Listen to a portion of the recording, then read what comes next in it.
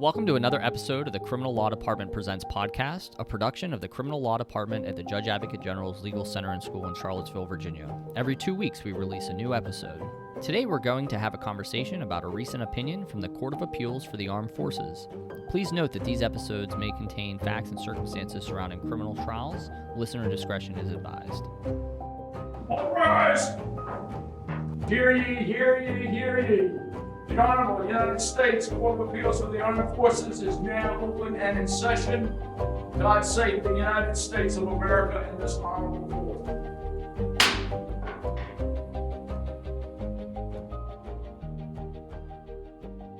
Welcome to another episode of CAAF Chat. I'm Lieutenant Colonel Dave Segraves, Marine Corps, and with me is Major Dustin Morgan. Today we're going to talk about the case of United States versus Senior Airman Witt. It's an interesting case that started in 2005 and has now just come to a final resolution in 2023. Dustin, you did the deep dive into this case and its history. For the listeners, what would you say this case is about? Well, sir, I think at its core, this is a case about sentencing argument, and more importantly, it's a case about prejudice and how the appellate courts will evaluate an improper sentencing argument. Very well. Can you tell the listeners a few of the facts about this case? Sure. So as you mentioned, sir, this case goes all the way back to 2005. So in that year, appellant was convicted of the murder of Senior Airman A.S., his wife J.S., and the attempted murder of Senior Airman J.K. So factually, appellant and the couple were friends until he attempted to kiss J.S. J.S. told her husband about appellant's actions at a get-together on the evening of 4 July 2004. So after being told by his wife about the attempted kiss, Senior Airman A.S. and his friend, Senior Airman J.K., called the appellant several times to confront him about the attempted kiss, as well as to threaten to tell his leadership about an alleged affair the appellant was having with an officer's wife. So after these phone calls, the appellant changed into his battle dress uniform, BDUs as we referred to them back then, and drove to A.S.'s on-post residence where A.S., J.S., and J.K. were located. So at this point, appellant waited outside their home for over 2 hours before he confronted them. In the process, he stabbed all three of them. So Senior Airman A.S. and J.S. unfortunately died from their injuries, and Senior Airman J.K. suffered extensive injuries, required multiple surgeries and hospital stays. All right, so we have Witt, has a disagreement with these folks after, coming on to a wife, gets angry, puts on his BDUs or camis for the listeners that aren't experienced with the military, grabs a combat knife, drives over to their house, waits 2 hours, and then premeditatedly goes there and viciously stabs both the husband, the wife, and a friend. I think listening to the facts, he also broke her arm before he killed her. Right. If you read the record, sir, it's a pretty vicious crime. He stabs each of the victims multiple times, hunts them down in different parts of the home and even outside, and continues to do so as they crawl away. So it's a pretty vicious crime, like the facts kind of lay out. All right. So that happened 4 July 2004. Then in October 2005, they get to trial. That's super fast for a capital case. Fair? Yes, sir. Super fast. Okay. So 2005, October, they have the trial. What happens there? So in October 2005, the appellant was initially convicted and sentenced to death. So what followed is a pretty extensive and complicated appellate history, which ultimately resulted in appellant receiving a new sentencing hearing due to his defense counsel's ineffectiveness during the pre-sentencing proceedings. Initially, what they found is that the defense counsel did a poor job of eliciting a motorcycle accident that he had a few months prior to the 4 July 2004 instances, and their failure to do that resulted in him getting a rehearing on sentence. And that motorcycle injury, that there's evidence that they caused a traumatic brain injury. And fair to say, maybe hard to catch as much back in 2005 because we didn't have as much experience with traumatic brain injury. But, obviously now today we know the effects of traumatic brain injury and how it can affect you. Yeah, correct. And it was just a failure to investigate that in total that the appellate court found. So they didn't order brain scans. They didn't really do any kind of extensive testing. They had one witness that talked about how his behavior changed post-accident, but didn't delve deep enough into that. And because of the higher standard that appellate courts view capital cases with, they just said that was ineffective and ordered a rehearing at that point. So they go back to a rehearing. Yep, at that point, appellant was sentenced to life without the possibility of parole. And this is where the issues arise for our purposes here. So during sentencing argument, the trial counsel asked the panel variations of the following questions. So he asked, what will you stand for? Where will you draw the line? What risk will you assume on someone else's behalf? And if the panel wouldn't sentence appellant to death in this case, When would they ever do so? So trial counsel not only made these comments once or twice, he made them over 70 times, and he did so while displaying these comments on PowerPoint slides that contained the same exact questions that he was asking. Additionally, throughout his argument, trial counsel unequivocally requested the panel return a sentence of death. So appellant, after being sentenced to life without the possibility of parole, again appealed to the Air Force Court of Criminal Appeals, who ultimately upheld his sentence, finding that the trial counsel's argument was error, but that the appellant was not prejudiced.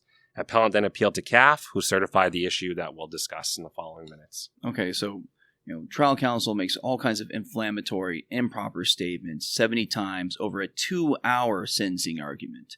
Put them up on PowerPoint as well. And so, again, appeals, and ultimately we get to CAAF, and what issue did they grant? Sure, so it's a little bit of a complicated one and a long one, but they kind of lay out the facts a little bit in the issue. So it's during the sentencing proceedings, the trial counsel urged the panel members to consider how the sentence they imposed would reflect on them personally and professionally, and suggested that the members would be responsible for any harm appellant committed in the future. So they do a good job of setting the stage there. And then they asked, did the trial counsel's sentencing argument constitute prosecutorial misconduct that warrants relief? And warranting relief is going to lead us to the whole idea of prejudice. Correct, yes, sir, because that's an important piece in any kind of prosecutorial misconduct or sentencing question. So what standard are they using to judge this? So the standard goes back to a case from United States versus Fletcher, which is a CAAF case from 2005. In assessing prejudice in cases of prosecutorial misconduct, they're looking at 3 factors, really. So it's 1, the severity of the misconduct, 2, the measures adopted to cure the misconduct, and 3, the weight of the evidence supporting the conviction. And in Fletcher, they made no determination about which factor itself to give weight to, but later in United States versus Halpin, the court found that the third factor can be so overwhelmingly in favor of the government that in and of itself can be sufficient to establish no prejudice in a case. And it's interesting because Fletcher was actually talking about prosecutorial misconduct in the argument for findings, but the court CAAF here said that this rule applies to both prosecutorial misconduct during findings and sentencing arguments. That's right. They've borrowed a test from the merits portion of the trial and interposed that into the pre-sentencing portion. So it's we'll have a discussion about how that may or may not fit well, but that's the standard for now. Very well. So what else did they talk about here? So really, the majority spends almost the entire opinion talking about prejudice. So what the court really hangs its hat on and what the majority hangs its hat on is here, as was the case in Halpin, they found that the evidence was so overwhelming and so strong in favor of the government that there's enough to establish a lack of prejudice in and of itself. So the egregious nature of the crimes, the fact that the government asked for a death penalty several times and wasn't given it, and the fact that the panel came back unanimously in their decision to give life without the possibility of parole, all of that weighed so strongly in favor that they just found no prejudice at that point. So breaking it down, the viciousness of the crime. I mean, this is premeditated murder and attempted premeditated murder of the third victim. So that limits the court to what they can do anyways, as far as like the baseline court, the sentence. That's right, yes, sir. So whereas in a normal sentencing proceeding, you'd have kind of the whole range from no punishment all the way to the maximum possible punishment. Here, because premeditated murder carries a mandatory minimum, the panel was left with only 3 decisions. Like, they could have given the death penalty, they could have given life without the possibility of parole, they could have given life with the possibility of parole. And that's it. I mean, along with the reduction and the forfeitures and the discharge, of course. Sure. Doesn't really matter compared to the other 3. Right. Yes, sir. So here, I mean, I think they looked at the first case, the first time he was sentenced, he got death. And then this, trial counsel on the rehearing makes this 70-time misconduct laden 2-hour sentencing argument requesting death. But ultimately, panel says no, life without parole. And so maybe the court says, well, you did all these horrible things asking for a certain outcome. You didn't get it. So that kind of shows it didn't prejudice the appellant. Yeah, they spend a lot of time. Well, not a lot of time. They spend some time looking at whether or not the trial counsel's argument hit, and it obviously didn't in their eyes because none of them voted for the death penalty. It's interesting. If you dig back into the CCA's opinion, they note pretty extensively that the panel came back unanimously for life without the possibility of parole. They went so far as to cross out what you'd normally see in one of the pre-sentencing worksheets, that it was the decision was reached by a 3/4 decision. They crossed that out and put unanimous on the sentencing worksheet itself. So they clearly indicated that they all agreed to give life without the possibility of parole. In the process of doing that, they repudiated what the government was asking for. So his arguments, while impermissible, were ineffective potentially. Sure. And just to go back there, for people not acclimated to the military court system, we don't require a unanimous decision, only 3/4. Except for the death penalty, yes, sir. So they would have had to be unanimous with death here, but for any other punishment, 3/4 concurrence is what's required. So it's a pretty strong statement to cross out the 3/4 and say, no kidding, unanimous. We reject your argument. Yes, sir. It's a very strong statement on the part of the panel. So the facts here really kind of drive the decision.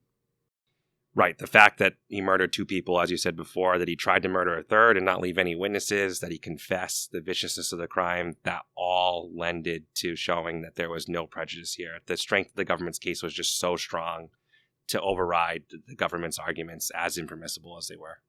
Okay, so I think we've kind of hinted at it, but what's the result of this case? So ultimately, the CAAF upheld the CCA's decision and upheld the sentence in the process. So the life without the possibility of parole will stand by the majority's opinion. Very well. So I think it's time to help out the practitioners out there. What are some things that practitioners can take from this case? Yeah, I think it's important to look at this case in 2 different ways. So the first is, as a government counsel, you need to be careful about the way you're arguing, especially when the facts lend themselves to building your sentencing argument for you. The CAAF and the CCAs themselves, they've really shown time and time again that there are areas you just can't wade into. You can't ask the panel to put themselves in someone else's shoes. We all know that. You can't ask them to think about their careers or their promotion opportunities. That it just reeks too much like UCI. It's the greatest evil that the military justice system is looking to avoid. You can't ask them to think about influences that aren't readily available through RCM 1001 and through the sentencing principles. You have to stick to the things that are outlined in the RCMs and the military judge's bench book. It gives you a playbook. Just stick to it. I mean, in essence, if you're wondering, just be like Joe Friday, just the facts, ma'am. Just argue the facts of the case, the evidence in the case. I think we direct everyone to U.S. v. Fletcher, the 62 MJ 175. It's a very good case study, for argument by government and what pitfalls to avoid. I think, speaking as former trial counsel, we can empathize with young prosecutors out there. You spend innumerable hours working on a case, especially if you have victims. You want to get justice for them, but you have to guard against losing your objectivity. There's a chance to get too close, and you have to keep that kind of clinicalness about you, the objectivity. And also there's a little bit of a risk of some hubris, of getting some pride for the level of punishment you can get from somebody. Again, we need to remind all of our prosecutors we are supposed to be ministers of justice. Yeah, understandable here. I mean, hard-fought case, lasted years and years and years. You're seeking the ultimate punishment, but still, like you said, sir, you need to maintain your objectivity and stay within the lines. Now, what can our trial defense services and defense services organization folks, what can they take from this case? Yeah, so I think that the key takeaway here for the defense bar is to object and keep objecting. It didn't play a role here, but the opinion was clear to point out that defense counsel didn't object over the course of these 70 times, or trial counsel's making impermissible arguments. So that dropped the review to plain error that could have played an important role in the appellate process, but for the egregious facts. So you have to place your objections on the record. And that's interesting because it's kind of a custom and courtesy of litigators to generally not object during openings and closings. You have to really step over the line, and so we kind of have that reticence to object. But I think you're very much right, Dustin, that we keep hearing from CAAF and the courts that no, you need to object to these things. I think it was Justice Sparks' dissent in Norwood where he's talking about where we have to have faith in our litigators to be able to litigate their cases and make decisions and to object. It's almost like in sports where you see refs that will, quote unquote, let the players play and kind of let things go. Here, again, if you want to get prejudice, you better object. Yeah, it's hard to do, like you said. It definitely takes a lot to stand up during a counsel's closing argument or a sentencing argument, interrupt them and object, especially with the fear that you lose and they just say the statement again and potentially having more effect with the panel. But you ultimately have a duty to your client to make sure that their rights are being preserved. So that duty has to outweigh any trepidation you have to look foolish. Very good. Well, Dustin, I think we're coming to a close here. Any last thoughts? No, this was a long case. Interesting. I think it has some good lessons out there for sentencing arguments and what not to do. Thank you for listening, folks. We hope to see you for another episode of CAAF Chat.